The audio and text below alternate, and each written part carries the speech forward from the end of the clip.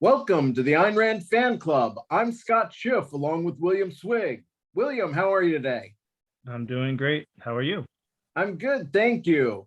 Well, we're very pleased to have with us Michael Newberry, an avant garde painter advancing eudaimonism, evolutionary flourishing. He's also the author of Evolution Through Art and his more recent book with Stephen Hicks, Art, Modern, Postmodern, and Beyond. Michael, thank you so much for joining us today. Thank you, guys. I'm glad to be here. Yes. And so can you, I know on your website it says that, you fell in love with Rembrandt as an adolescent. I'm just wondering if you can take us through a little bit of how you got into art and even eventually into Ayn Rand.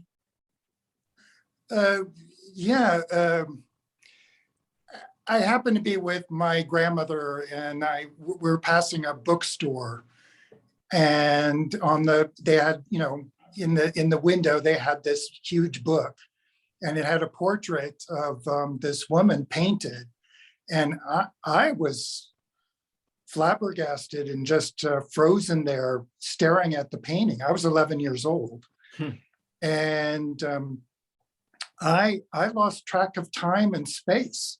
I was just staring at it. And my grandmother had walked off to the next window. And at some moment, I kind of like woke up into reality. And I looked over and my grandmother was kind of saying, oh, like, I'm busy looking at this. You keep looking at whatever you're looking at. And so I spent about 15 minutes looking at this painting through the window. And then my grandmother gave me the book, and it was The Complete Works of Rembrandt. So as a little kid, I was looking at that book every night, just turning over, seeing like 300 paintings and studying it and kind of flabbergasted because it felt like magic. And I was trying to unlock the key to what made Rembrandt so magical. What were you focusing on in the painting? I was just looking, but I could feel the vibration of the light and the shadows, and there was movement going around her head.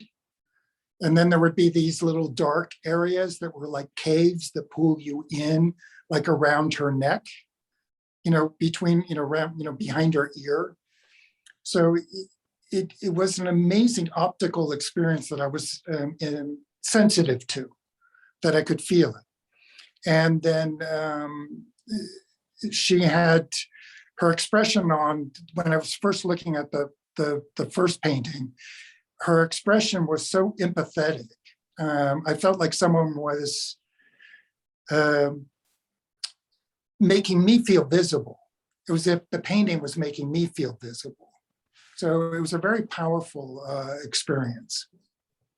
Was that something that you were taught to appreciate, or did you just come up? Oh, no. I just out of the blue.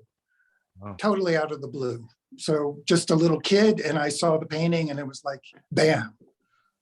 Like, and you were moved enough that you eventually studied art in the Netherlands. And, I've been reading about the Dutch Republic and just, where all the Dutch masters came out of, and just how their quest for freedom really was a precursor to the American Revolution in some ways. Yeah, well, I don't know it from that point of view, but the golden age of Greece. I mean, the golden age of the Netherlands. And Rembrandt was right in the middle of that period. Absolutely. And so when you were studying over there, did you make a pilgrimage to Rome to see, or have you been to Rome? I've exhibited in Rome. Okay. So I had an exhibition of small paintings in the 1990s, 1998, I think. I had a one-man show there. Great. In a small gallery. So that was a fun highlight to be able to have exhibited in Rome. Absolutely. And so then you come back here and you're doing your own art shows by what, 19 or something? Yeah, I went to I was a fine art major at USC, University of Southern California, and I left after 3 years and I moved to Europe and went to art school in Europe, in Holland. And one of my, I think, I had an exhibition in 1979 or something like that, at a gallery in Leidschendam, Holland. So that was my first one-man show. That's great. And where are you getting, have you already gotten into Rand at this point, or does that come later? Well, I was on a sports scholarship at USC for tennis, and we were the NCAA champions one year. And so I was kind of destined for a pro career as a tennis player. But I loved art so much, and I could feel that I was talented, that I quit. So I quit the team. I didn't go back my senior year, and I moved to Holland. And so I made up my mind to become an artist. So I was like, I'm going to be an artist. And then my elder sister, Janet, the tennis player, top 17 in the world, she gave me Atlas Shrugged to read and said, you'll like this. And for the first 100 pages, I was totally lost. I was thinking, this is all about business. What am I doing? And then Dagny had some incredible retort to her brother James that I loved. I was going like, yeah, I love what she said. And then I was hooked in the book. So so I'd already made up my mind to be an artist before Rand. And then when I read Rand, it was like, yep, I'm doing the right thing. Just keep following my path, my star, and don't worry about the horrible art, or don't worry about teachers that don't know their stuff. Just make your art. Do the best you can and go for it. Sure.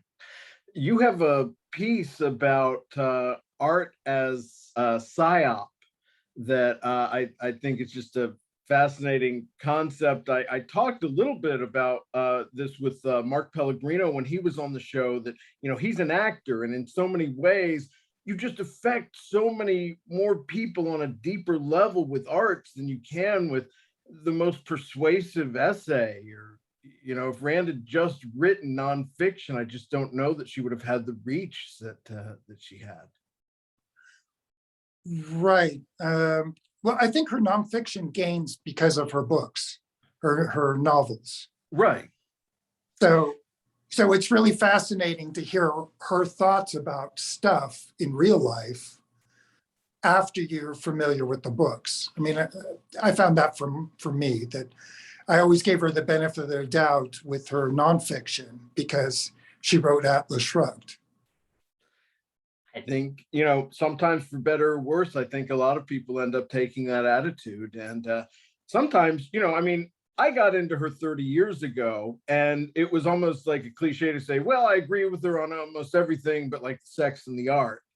And with the art, it wasn't even, so much that they disagreed with the concepts of the Romantic Manifesto, but just there was almost like this feeling that her favorites had to be your favorite artists, at least among the, whether it was Rachmaninoff or, Hugo. Well, what was interesting, I read it when I was young, like 20, 21. Sure. But I found that I didn't know enough about the artworks that she was talking about to have an opinion. Yeah. So I didn't know anything about Beethoven or the writers she was talking about.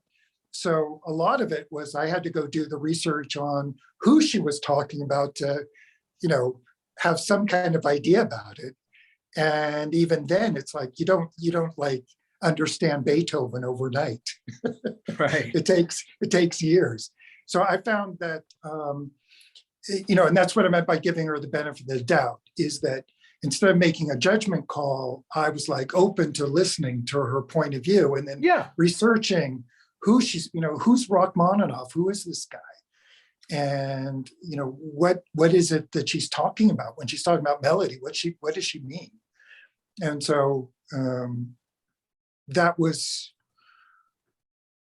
helpful, but that came about because of Atlas Shrugged, because I was hooked on her worldview and her view of humanity and ideas after reading Atlas Shrugged. Art is a psyop strikes again. Yeah. Well, the psyop part is interesting, is that it's art manipulates you in a positive way. It touches your emotions, it touches your sensory perception, or how you are understanding things, like in a painting through your eyes, goes through your vision. And it deals with a philosophy or a philosophy of life. And it's those three things, the emotion, the sensory communication, and then the philosophy. And when you put those together, that's really a kind of spiritual manipulation or spiritual triggers. And, the emotion can be just as important as the idea. Right. So that's where with philosophy, it's kind of like, it's how do these ideas all work together? And how do we use the ideas? But it's not about it's not about your emotions. Yeah, you're reminding me sometimes it's like, depending on where we are in our life, just the right piece of art can hit us in a way, sort of like the Rembrandt piece for you. There might be a time where, if we're at a different place in our life and it was the first time we'd seen it, it might have a different impression.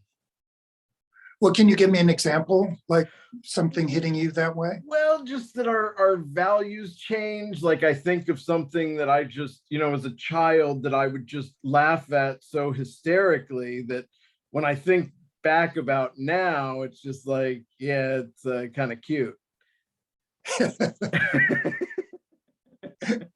Yeah. For me, it was when I saw Van Gogh's Starry Night. I saw that probably as a high schooler, and I just stared at it for a long, long time because it's unique. It's like very stylish, and it has an interesting view of light, where he has these just curving, vibrating lines in the sky, and he paints the cosmos as if it's alive. So I could just stare at that painting. I have a copy of it in my bathroom so I can stare at it while I'm in there. So you still have it. So you still feel that connection to it now. I love it. And I don't have a large print of it, but I have a small print in the bathroom, and I just stare at it all the time. There's an interesting thing. I gave a workshop in France a couple of years ago. And one of the places we visited was the Van Gogh Asylum. So that's where he made his greatest works. And, it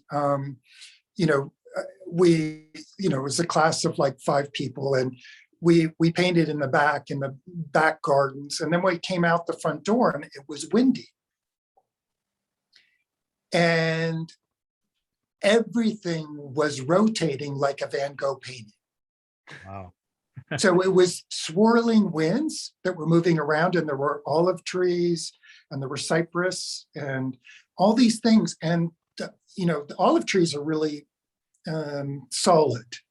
They're not flimsy, but they were blowing and swirling, and I'm going like, that's where he got this from.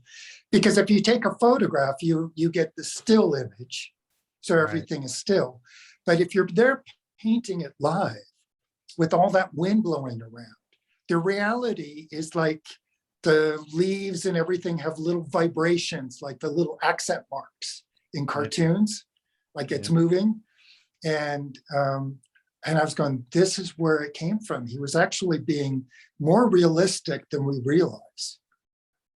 Yeah, and I didn't really understand what he was doing with light until I became an adult, and I would look up at the stars, and then if you stare at the stars long enough, sometimes they'll turn into these like with circles around it, like circles of light coming off of them. And Right. and that reminded me of Starry Night, and I thought he must have been seeing the stars that way as well. And then but the first thing that impressed me about Starry Night was just the energy. It had like, it was coming to life. It was energetic, and it was moving, like the way he portrayed everything moving. It's like, I thought Right. that's really weird for a painting, because most of the paintings I'd seen in museums, they were just of portraits, people standing still, or landscapes. And then I saw this Starry Night, and I was like, that's awesome. It's like moving, it's coming to life. He made one huge contribution, among many, but he made a huge contribution about the understanding of color. And one of the classical ways that we understand color is that warm colors come forward and cool colors go back. So if you imagine a landscape with the blue mountains way off in the distance, Right. and then they'll have clay colored earth in the foreground.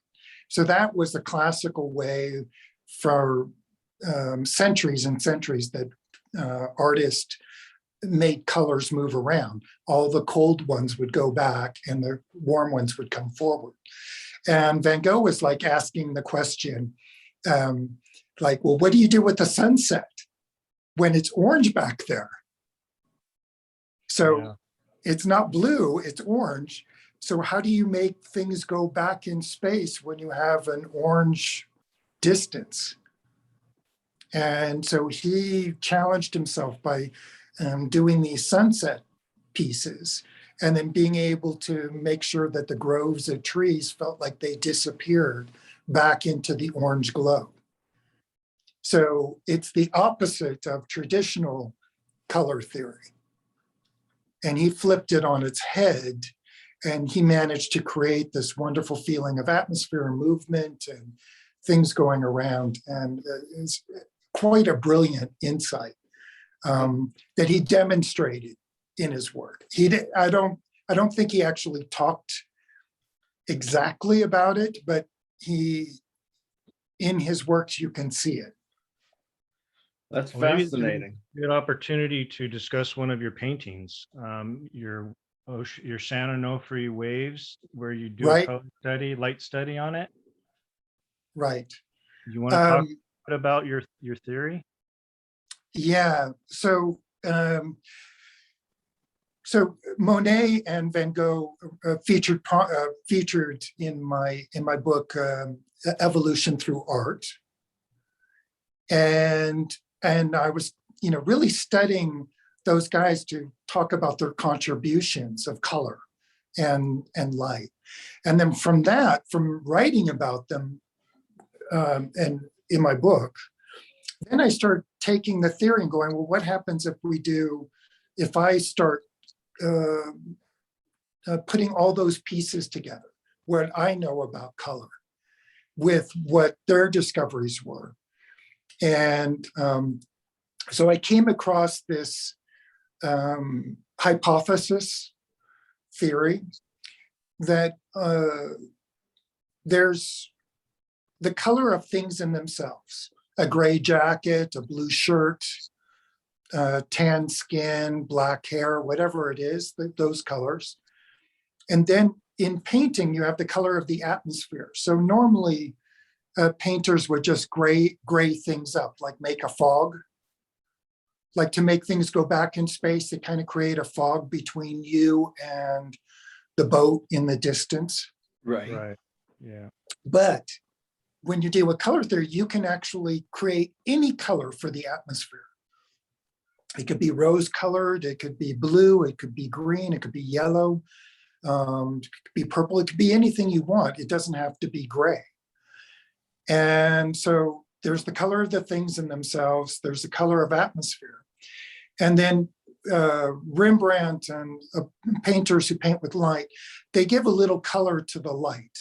So usually it's a kind of yellowish glow, a golden glow to the light. But with Monet, he used the opposite colors for the shadows.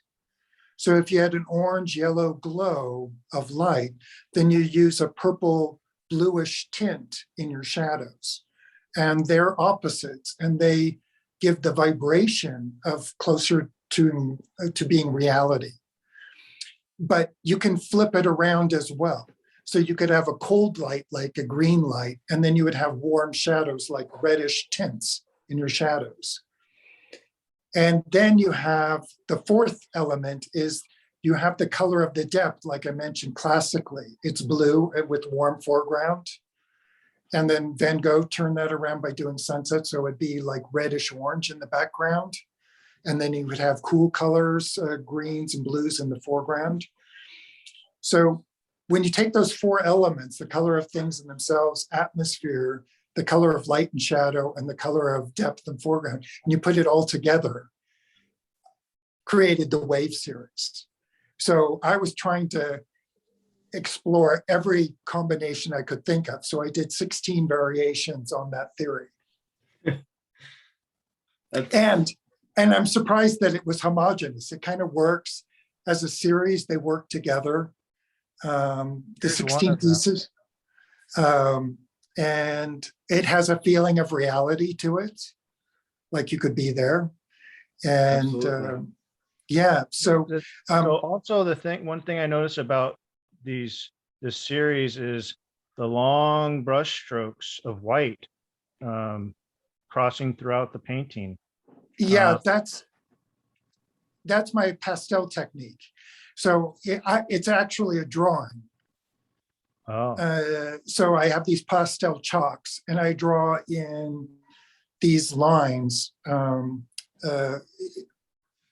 creating kind of like glazes.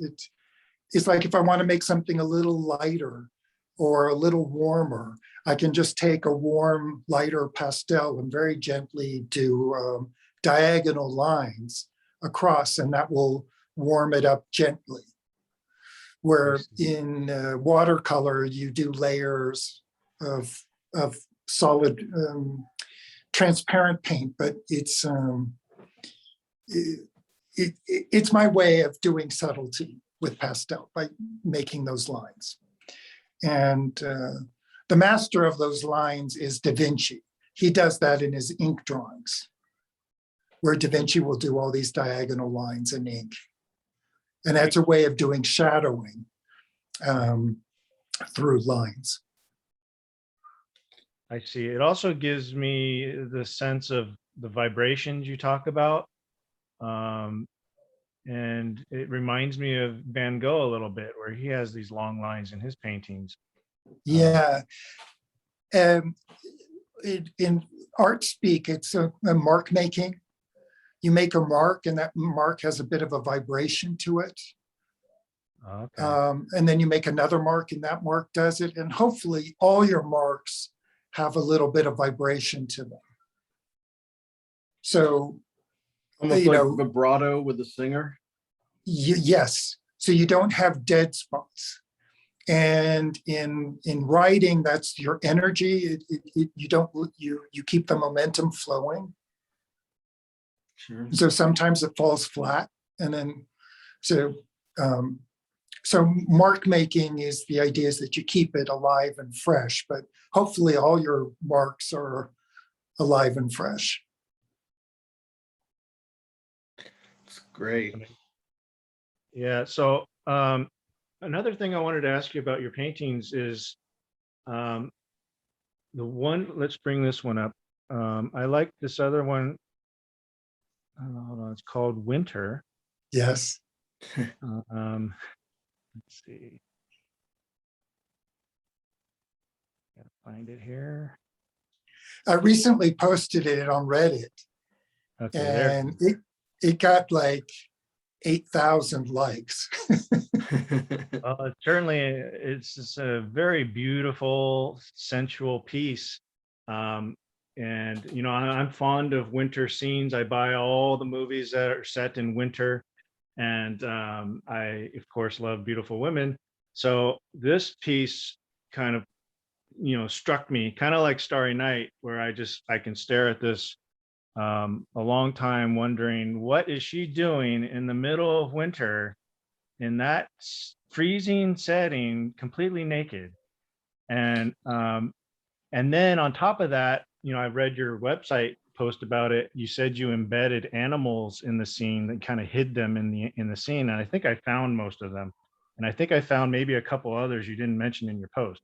Well, that But could happen too. That's like finding animals in the clouds. yeah. Yeah, And yeah. but this so not only is it just a beautiful subject and setting, but you've embedded hidden things in it to make it even more interesting to look at. And then I found out that the model, I guess, was pregnant when you did this. No, no. Katie is a local to Idlewild, and she's a model. And she was 8.5 months pregnant. And she contacted me and said, Michael, would you like to do a project with me? And I said, I would love to. So I have a life-size painting of her at 8.5 months pregnant. Oh, okay. So that's another one. And then this came about a year later. So this was after she was pregnant. And the research photo for this painting is by her husband, who's a photographer. Right. So he does these beautiful nudes and he photographs her a lot. Usually in incredible settings like rocks out in nature. And well, I know you live in Idlewild, and I know the photographer lives in Idlewild, and I've hiked in Idlewild many times, and it certainly is an idyllic setting. It's a beautiful place, and I think you chose an amazing spot to live and paint because, of course, Idlewild is one of the gems of Southern California. right. And I've seen a lot of the photographs that this person you're talking about, Sven, I think is his name. Yes. He does a lot of amazing photos, and I wanted to ask you about painting from a photo, because are there different challenges of painting from a photo versus painting from, you know, someone in your studio posing for you? There's a big difference is that in real life, it's 3D. So the way your eyes focus and having two eyes to move around the body, and you can like choose to focus on a contrast between something in the distance and something in the foreground. And a photograph tends to be flat. It tends to be a recording. And so over the years, I've developed techniques on how I can extend the spatial depth in the forms using a photograph, but how can I make the depth and the forms even more extreme than the photo was showing me? So closer to how I see things in real life.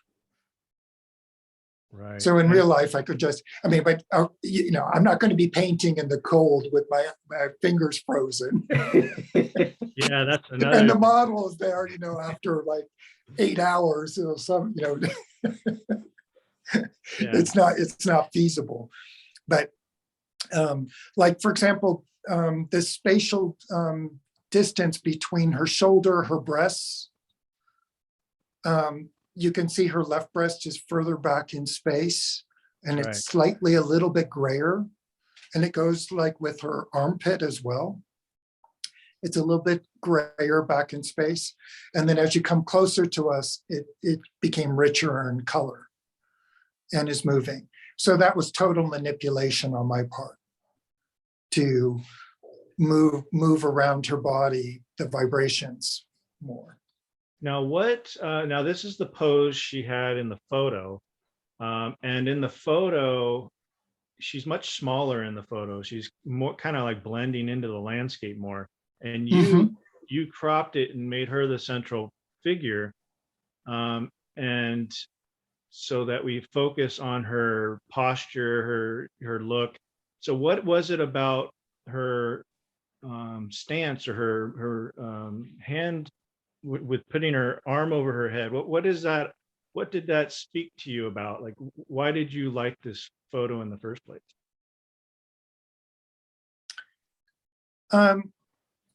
Well, for me is the hands and the fingers and the toes are kind of like little points of exclamation marks. Mm. But what fascinated me about this was more of her torso, the movement of her torso and her belly button and her rib cage, and it's flowing like a river. Well, a vertical river, but it's flowing and curving. And it also reminds me a lot of the ancient Greek sculptures, like the goddesses from the East Pediment, the flow of the body and the limbs. And Right. so the sculptural element of her entire pose really spoke to me. And then her hands and the way her right hand is about to touch her big toe, that just shows so much like self-care and, taking care of yourself. So that, it was just a very subtle gesture that spoke to me. Well, for me, I also like the motion, the twisting of the torso. And I think that the pose she's striking is one of like self-reflection. It's kind of, I do this myself, put my arm over my head when I'm like relaxing and trying to think of something. And, maybe I've been sitting too long and I need to stretch. And so she's also kind of stretching.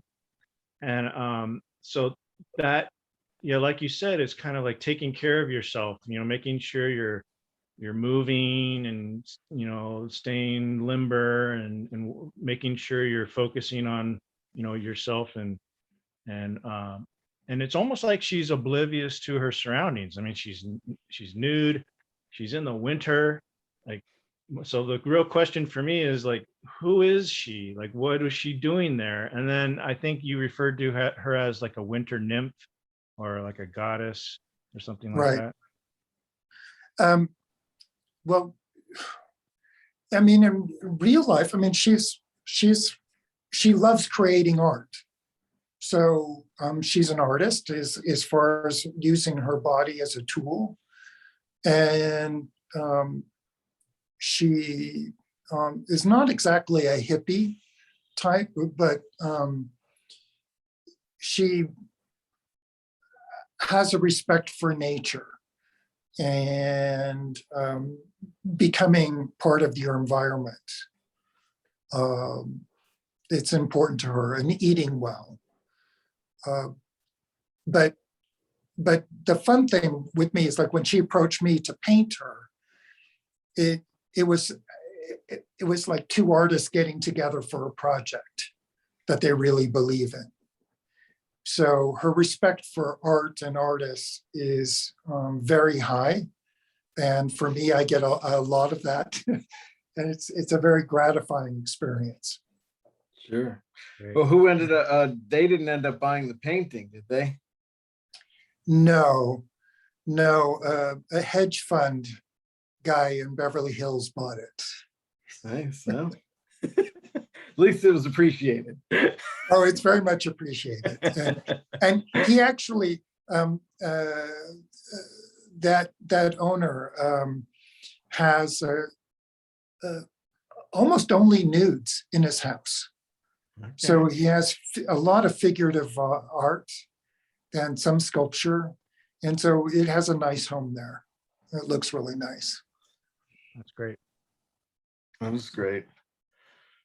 Scott, And then you I have- think there's one more you wanted to show, William. While you're bringing that up, I just to switch gears, going back to tennis for a moment, you trained Pete Sampras? Yeah, I gave him lessons. I gave him about 40 lessons from the time that he was 11 to 13. And so you probably saw some pretty good and improvement. I played in a men's tournament with him, a Southern California championship, and we got to the semifinals. And he was 12, and we didn't lose. We were defaulted because he had to go. We started playing, but he had to also, he was in another tournament in the juniors, and he had to leave to get there in time. So we had to default in the semifinals somewhere in the third set. That's funny. And he is an extremely talented kid. I mean, amazing talent. That's great. Yeah. Well, but your sister thinks. There was one situation where I hit a very bad lob, and this Neanderthal guy, this guy that was 6'3", left-handed, and he had a huge serve. Well, he had this smash overhead that was really easy. He had a really easy smash overhead. Right. And I told Pete to get back, to move back away from the net. And Pete was laughing and stood his ground. So Pete's inside the service box.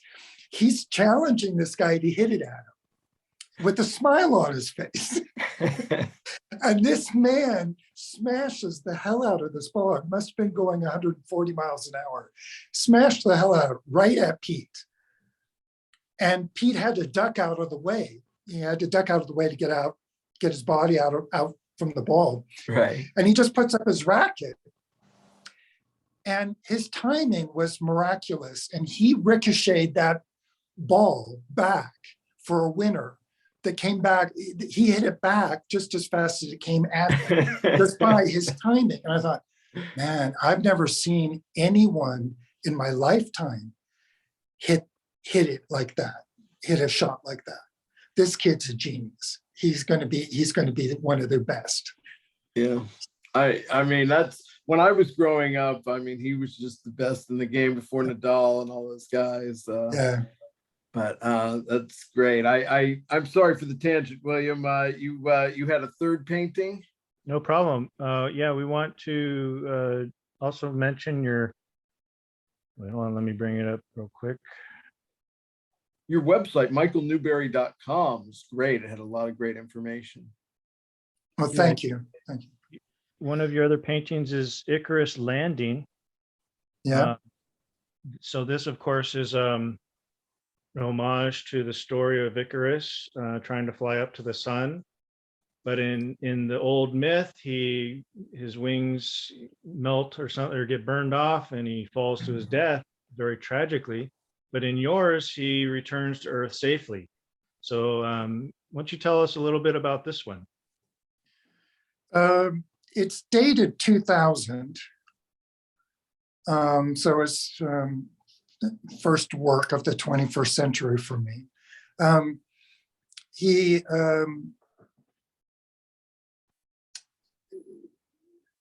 Yeah, that legend always bothered me, and I understand the morality of it, that you have these wild teenagers and you got to tell them a story that they can't be too wild or they're going to die.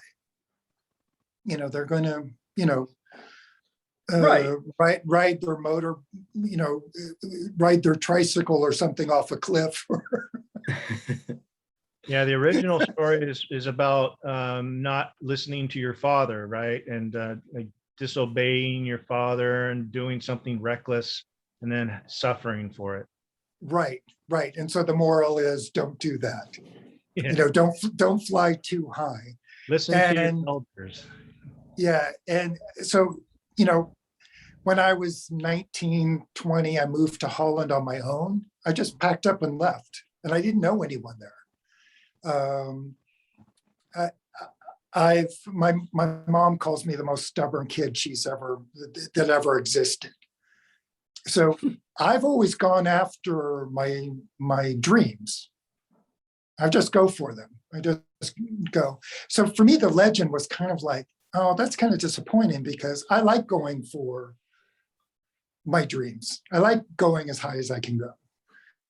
And then, in Atlas Shrugged, there's the legend of, what's the legend of the guy with the chariot Phaeton? riding across, huh? Phaeton? Yes. And so that she talks about the composer changing the opera legend to being a positive. And so that's kind of a green light that these mythologies of our past, they're not in stone.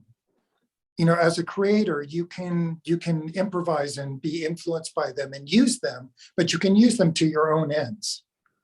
You can have your own moral to the story or change it.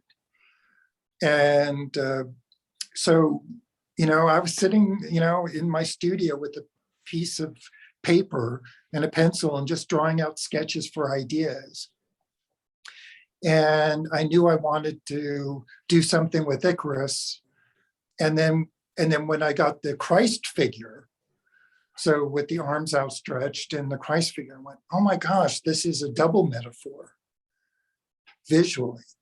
So it's not only Icarus landing safely, it's Christ coming back to earth with love. So that it's not about heaven. It's not about dying and going to heaven. It's about landing safely.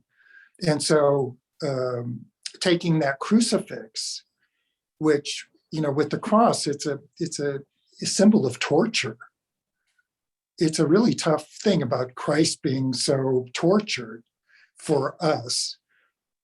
And you get rid of the wings, you get rid of the cross, and then you have this very, very elegant pose. It's a very elegant pose, and having him gently transformed and with the focus back on earth. So I knew the minute that I drew it, I drew the 30-second sketch.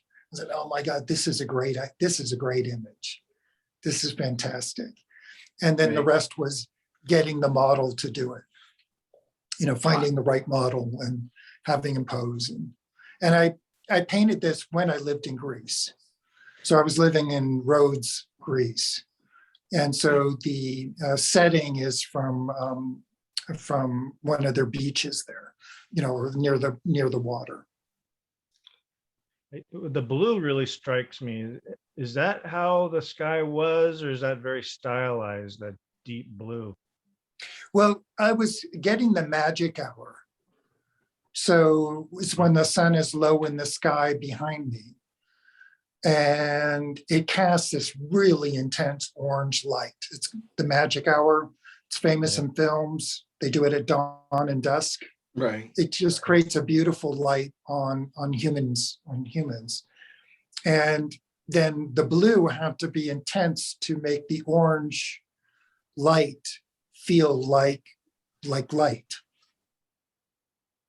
So it's a device of contrasting the orange light with the blue distance, with the blue sky.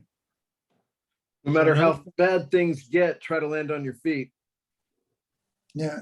Go ahead, One Wayne. other thing I noticed is that you titled it Icarus Landing, and that makes me ask, what would people think of the painting if it wasn't titled that?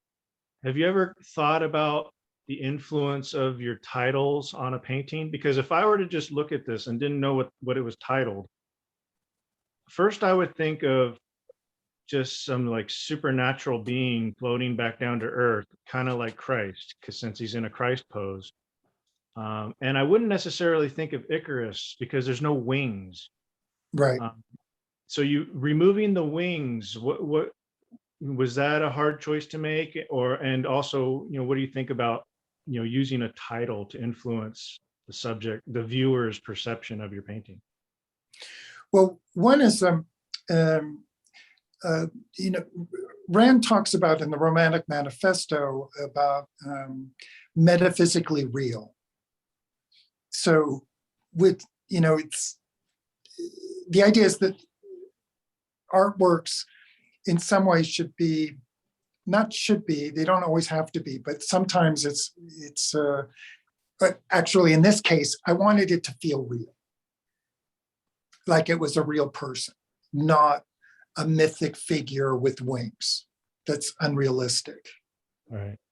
So I wanted it to feel like this could be real to anyone. This is possible to anyone. And my realistic bent was, I used to go around the rocks hiking, and I would jump from rock to rock. Oh. And so if you jump up in the air, you lift your arms and you jump up, you jump up like 2 feet or something like that onto a rock, and you put out your foot, but there's a moment where you're a bit above your aim. So you jump up and then you just gently touch down on the rock. So I thought, well, this could be real. This guy's just jumping up on a rock. And so that's the reason why I didn't want to have the wings. I didn't want it to be so meta and so unrealistic. I wanted it to feel real. So if there was no title to it, and if I thought about it longer, I might come to that conclusion that it is realistic, where this guy, maybe he's a ballet dancer and he's just practicing a ballet move up on the rocks. Right. And like in Greece, you do have nude beaches. Right. So you do have places where there are a lot of nude people running around. That's also real. But with the title, the titles are a little bit of a psyop. So you can nudge people. You can nudge them with the title.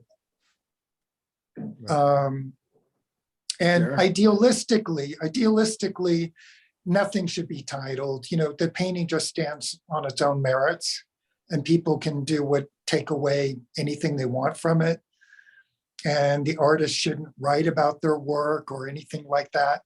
But with all the postmodern stuff going on, I found that the art education is so bad. People don't know. So they don't know what I know. And they don't know what makes art great. I mean, if you go to college classes or go to Yale or Harvard, they don't know anything about representational painting. So nudging people a little bit, writing about things, opening their eyes a little bit, getting them to see things. I think that's part of my defending my value as an artist and defending other artists as well. This reminds me of your theory of evolution through art, where there are ways of improving the method of painting, but then you also talk about improving the thoughts in the painting and being able to convey more and more complex ideas through painting. And let me bring up this other painting you sent us, the Dene. You also use that idea of blending myth with reality or realism in this painting, which you're working on currently, I understand. Right. And it's a work in progress. Yes. So tell us about this idea and how this blends the myth of Dene with it looks to me like you're portraying the light as just coming from the sun through the curtains or the screen there. Right. So the original legend or myth of Dene is that Zeus disguised himself as coins and visited her in her bedchamber as coins so that he could seduce her, which the implication is then she's a prostitute. Right. And then Rembrandt, my favorite painting of Rembrandt's is his Dene, And I would place it in my top 5 favorite paintings of all time, where she's in her bed reaching out into the light, and that Zeus is coming to her as light.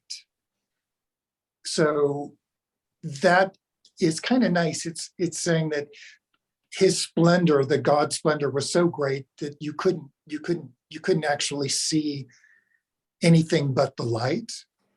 And then that becomes a metaphor for, love and the sublime and stuff, that it's just diffused into light. And so you see her responding to it. So the light is hitting her body and responding to that. So I think Rembrandt did a great improvement on the ancient Greek legend. So by turning Zeus into light vibrations, it got rid of all the prostitution element and is more about love. And so then with mine, mine's more realistic.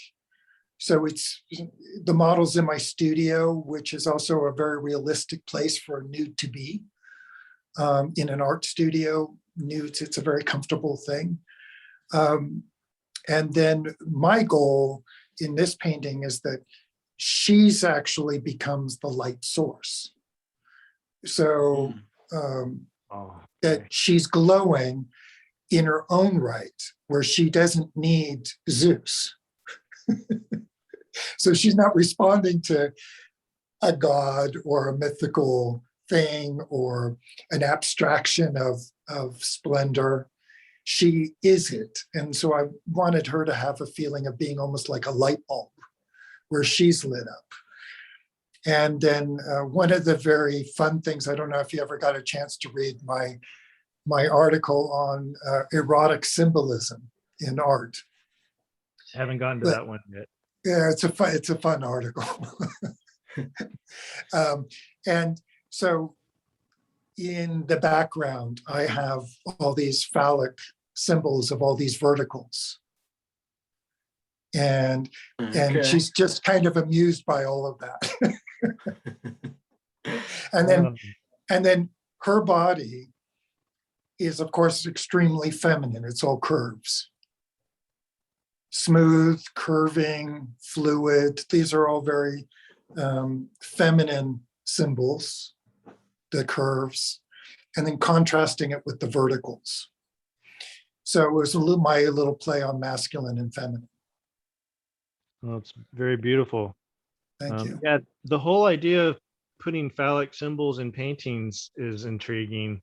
Is that something that a lot of artists have consciously done? Because in your book, Evolution Through Art, you talk about one painting, I forget the name of it, where there's these women on a balcony.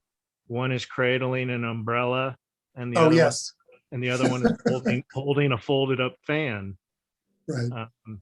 And you describe them as phallic symbols. Do you think that's something the artist is conscious of and does that intentionally? Well, Manet, in painting that painting, was definitely aware of it. He was definitely doing it on purpose. It's actually a kind of lesson that you learn early in a good art school. You have round curvy shapes, or like a George O'Keeffe painting, which is all vaginic, and of the insides of flowers. And I talk about Velasquez, the signing of Breda. It's a military thing with all these vertical spears and the vertical legs of the horses trampling the ground and the men standing on the ground very firmly. And he's doing that on purpose. So he's saying that the men kind of are these raping forces, are very aggressive forces on the curvy nature of Earth. So there's a lot of play in it. It's a great device to get people to look closer at artwork. Say, oh, look for the erotic symbols in the painting, and then they look closer. But it's imperative that an artist knows that that's a possibility, because you don't want to be sending phallic messages or feminine messages unintentionally. See, it's like knowing about metaphors or symbolism in writing. You kind of want to know what you're playing with. And if you're doing it intentionally, then that passes muster. If it's a mistake and you don't know you're doing it, it doesn't speak well of the artist. Mhm. You know, like That kind of- amateur artists painting forests, you know, all the pine trees in the line. And yeah, they should know what they're doing. It strikes me as kind of pushing the line between art and pornography. What Well, do you think about that? I'm actually going more in that direction. My whole next series of paintings are the creation of the cosmos, the creation of the universe, and it's all it's quite intimate with godlike figures in it. But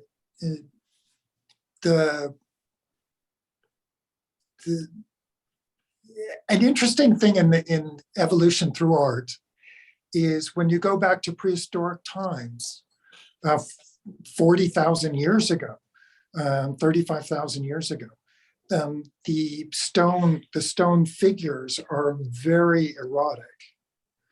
And I believe they served as a kind of porn, you know, that huntsmen could be, you know, having their little statue that they could hold in their hand.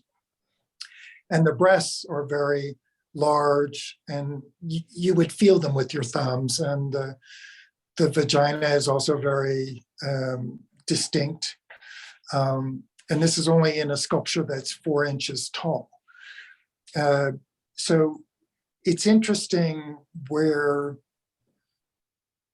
the sexuality meets art.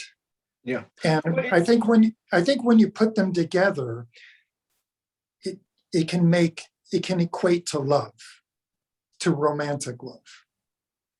So if there's enough art to make it tasteful and to take it onto another richer level than just the sex act, you get, what does love look like? Right. Well, So, also, yes. I was just going to say, in the ancient times, you know, in many cases, fertility was being promoted, even perhaps in the art. Right. And Right. I just switching gears, you touched on postmodernism. You know, I see, you know, Florence's growth and the Renaissance being interconnected to, you know, understanding perspective in art, and even what was going on in the Dutch Republic as part of, you know, when they were growing as a people, their art was getting better as well. And in that same way, we're seeing almost postmodernism as a devolving and not even wanting it to be, you know, at all something identifiable. And I'm just curious about, you know, what you think of that and the implications. I know you did that book with Stephen Hicks on the subject. Right. Well, postmodernism is an anti-art movement, but quite literally. So it's everything that makes art art, like in a painting, the representational elements, the composition, the lighting, understanding the science of light, of forms, how to make forms, the knowledge of anatomy. There's a tremendous amount of knowledge that goes into making a successful figurative artwork. And postmodernists have been trying to eliminate everything to do that makes art art.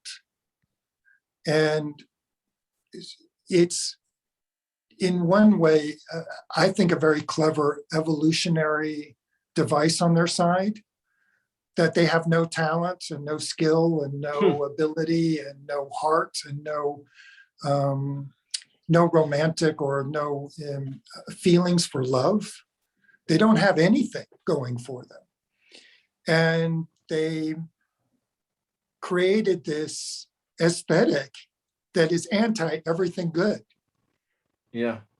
And then they end up like using that as a psyop to destroy people or to undercut people's feelings of romanticism in themselves, of their knowledge, of their confidence.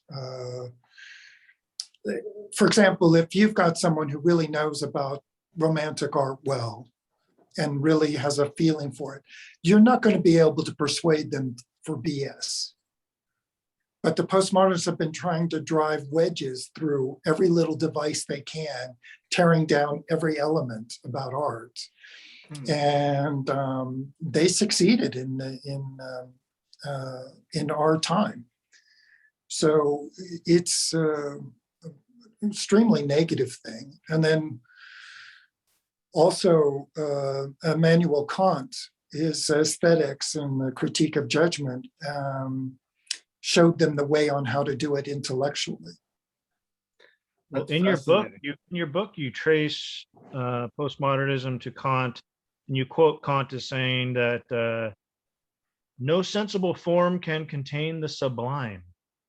Right. And because you talk a lot about the sublime and achieving human greatness and depicting happiness and human flourishing as the sublime in your book, and then Kant is the anti-sublime or anti-flourishing. He's the you can't express in the sensible form what the sublime is, he says, because I think he says the sublime is like this unknowable God, right? It's like this mysterious thing that no one can comprehend. Right. And then you show that Jackson Pollock's drip paintings, for example, is a good example of that, where he doesn't have any form. He's just dripping paint on a canvas and calling it art. And so there's no real art quality to it anymore. There's just meaningless paint drippings. Right. Right. So, well, do you have a question about that? I'm just curious what you see, if it's fair to say that, as things like perspective and the Dutch masters were signs of a growing healthy society, if you see postmodernism in art as an indication that maybe things are going in the wrong way. Well, it's good people are just too naive. So they need to wake up as much as possible to manipulators and to people that are trying to psyop them in negative ways. But it's hard to do if you've got education in elementary school where they're praising Pollock. Yeah. Drip paintings, and that anyone can be an artist. They just have to have the gumption to do it. They don't have to have any skill or any abilities or anything. And there's a segment of the population that embraces lying to themselves, embraces fake stuff, and it's really a shame. But the culprit really is the good people being naive about it. So they need to kind of straight out of Rand. Evil has no power but that which we give it with our sanction. Yeah, sanction of the victim. Exactly. Let me ask you this about postmodernism, because I like to take the devil's advocate position sometimes. And even though I think postmodernism is disgusting and nihilistic, I'm trying to find some reason for it. Do you think that they're making a statement in the art, and that statement alone is enough to call it art? For example, Jackson Pollock drips paint on a canvas and presents it as art. He's making a statement. He's saying, this is art. This is my art. And then you as a viewer is faced with the question, well, is it art?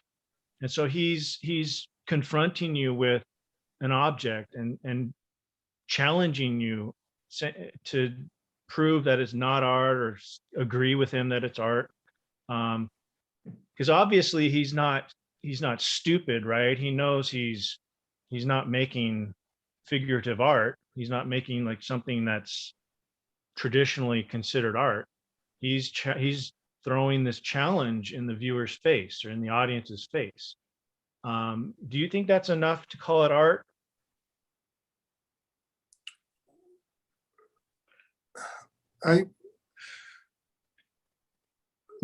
Well, from what I understand, what you're saying is that if whatever an artist makes is art. So my idea is that going back as far as the cave paintings, Right. art is mostly a communication tool. So art tries to communicate something in the artist's mind. So first it started with concepts. The caveman has this concept of a horse, and he paints a series of horses on the cave wall so he can point to that picture and say, this is what's in my mind. This is a horse. Right. And so it's kind of a communication tool for your mind, for telling people what's inside your mind. Because to other people, they can't mind read. They don't see what's in your mind. You have to present something in reality, an object to point to as a representation of what's in your mind. So what Jackson Pollock is doing is he's saying, I have this concept of what art is, and this is what it is. It's just me dripping paint on a canvas. Is that enough to say it's art because he's trying to convey something that he's thinking about? Well, to play devil's advocate on your side is, if you stretch your imagination, it could seem like wires crisscrossing in your brain, like the network of the electrons in your brain. A Pollock painting, all those drips could be all these threads of connections. Yeah, that would be. But I don't think he meant that. I've read people like Camille Paglia who tried to kind of justify what he was doing and say that maybe it had some value. But I do think, William, that to the extent that they're actually, postmodernists more general, or just what they're saying is, I dare you not to call it art, or I'm going to call you a square that doesn't understand. I mean, is that worth responding to as art? Yeah, well, I think anything somebody presents as art is an interesting question, because it's such a fundamental part of humanity, as Michael points out in his book. I mean, we look back in our human history, and what do we see? We see art. So I think anything that someone's presenting, like in college, I saw some guy literally glue a stack of nickels together and call it art. And it's the most absurd things they come up with. And so it's an interesting question to think about, what is art? And if I were to just, give my view briefly, is that I think there needs to be some stylized representation of reality. So it's not just that you're representing what's in your mind, or you're representing what you see in reality. It's that you're presenting a stylized version of it. You're giving your worldview, you're expressing your worldview through the art. And I'm not sure Jackson Pollock's drip paintings qualify as a stylized version of reality. So, I mean, what is stylized about dripping paint? I don't understand it. Well, this topic is fairly complex, because the stylization is actually the drips. So his style is those drips. But the view of reality isn't there. So he's not, or is it just the method? He's just dripping. It's a method, right? Right, but in art speak, it becomes a style. Okay. So, but it doesn't have anything to do with reality. It doesn't have anything with how we look at reality. And the medium is visual. So a painting is not communicating through sound. A painting is communicating through our eyes. So there is the key that how do we see? How do we see things? And a painting should appeal to our eyesight. So, you know, I've done this sometimes where when I'm really tired, I'm going to sleep and I close my eyes. I see these big abstract squares with my eyes shut, Right. like a super dark orange block against a black block when my eyes are shut. So that's the vibrations inside my brain. But that doesn't have anything to do with outside of me. Those are the vibrations that come across in your art. I didn't hear that. I said that maybe those are the vibrations coming across in your art. Yeah. But so the connection is reality. So our perception of the world around us is important, at least visually in the visual arts. How we perceive, how we see things. If it's not appealing to that, it's kind of playing a bit of a con game. It's wanting to bypass the most important element is our vision. So a painting that doesn't have anything to do with reality is kind of just cutting a corner. But I think on a deeper level, the postmodernists have a profound chip on their shoulder. Sure. And they are petty and envious. So they hate, or not hate, or they're upset by authenticity and talent. So it's a lot like the philosophical movement. Right. And so then the postmodernism was the way of how can they channel their low self-esteem, their anger at successful people, or their anger at real authentic artists. How can they sabotage that? You know, like be arson, like burn a house down. How can they figure out ways to tear those things down? And creation is not one of their issues. They're not into creating authentic things, like dealing with reality, dealing with authentic emotions, and dealing with a healthy philosophy. Yeah, So, I'm reminded of Ellsworth Toohey saying, you know, it's tough to kill greatness, you just enshrine mediocrity. That's key. That's key. Yeah. That's a great, clever, evil tool. Mm-hmm. You just promote, crappy stuff. And well, I want to thank you so much for taking the time to join us today. I want to talk about just where people can go to see other parts of your artwork. I know there's your website, michaelnewberry.com. Right. And that is also my blog. And then it has links to my archive. Right. Which is, it's easier to go to my website and find it through there. But I have, and then I'm on Facebook and I'm on Instagram.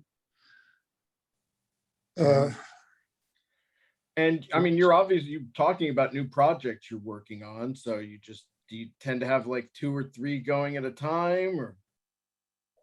Well, at the moment I have 4. Okay.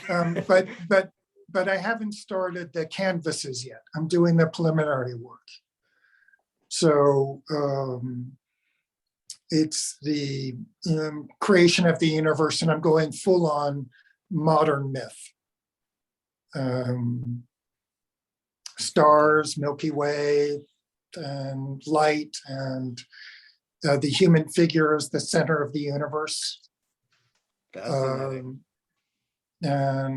is this going to be a study on light? I think in one of your interviews, I heard you say the depiction of light is the zenith of a painter's skill. So do you think that you're at the point of this zenith where you're really mastering light? Oh, I think I've been there for a while.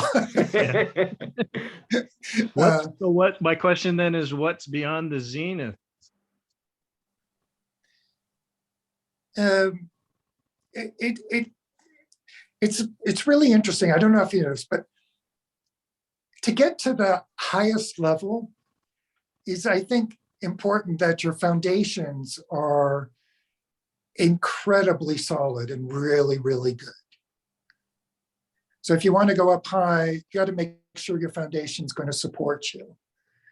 And so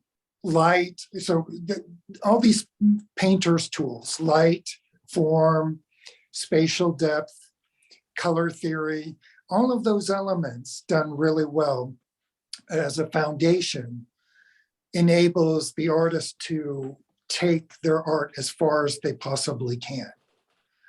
So I don't think there's, it's a little bit like that argument between open and closed objectivism. We know it well. Is that if you have a really solid foundation that's true, axiomatic. Right. If that's true, then you can keep evolving, just keep going higher and higher and higher, as long as that foundation. Yeah, but if you keep your the basic foundation principles. is a house of cards. Yeah. You just put, it doesn't work. Then the knowledge, the upper level of knowledge, isn't going to be very high. Mm-hmm. I think I've heard Rand make a comparison to a skyscraper. I can't think of the quote right now. Mm. Yeah, something about the foundation being solid. Right. And versus, and if you're just a one-story shack, who cares? It's, there's nothing, it's not built on anything. It's like, not meant to be whatever. But the higher you go, the more important the foundations are. So light being the zenith, it's like light is also like the fundamentals. Like that's how do we see? There's no light, we don't see anything. So it's just all just black. So that's kind of my view, is that I don't know how much you can go beyond light. Sure. Well, it's a big challenge in space. To even yes, show but actually, that's why a form is important. Because you can have light and you can have space, but it doesn't show anything. The light just dissipates. Right. In empty space, it just dissolves. So the light actually needs a planet or an object or a rabbit or something to hit. And then you have the form of that shows that light has been hitting it. So it's very interesting that space, light, and form are axiomatic. You need light to see, you need a form to show the light, and then you need space to show the form. Because if the form is a planet with no space, it's just a flat disk, it's a circle. So that's kind of cool how that works. I really look forward to seeing these when they're done. As far as, no official titles, but, you are the Ayn Rand fan club unofficial art expert extraordinaire, as far as I'm concerned. Thank you. Thank you. It's an honor.